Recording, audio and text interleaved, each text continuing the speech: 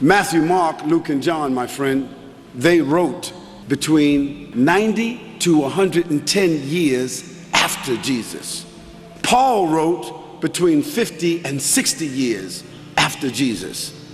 So now, in order for them to have been disciples when they wrote, and Jesus was already 33 at that time, they would have had to have been 123 or 143. Matthew, Mark, Luke, and John, they were not disciples. Secondly, I ask you, Matthew who? Mark who? Luke who? John who? How could four people that wrote separately, all of them forgot to write their last names?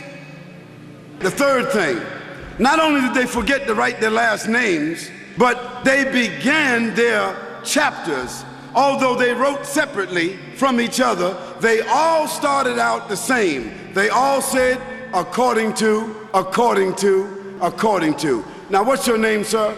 Paul. If you wrote me a letter or wrote your wife a letter, would you write according to Paul? No, you wouldn't.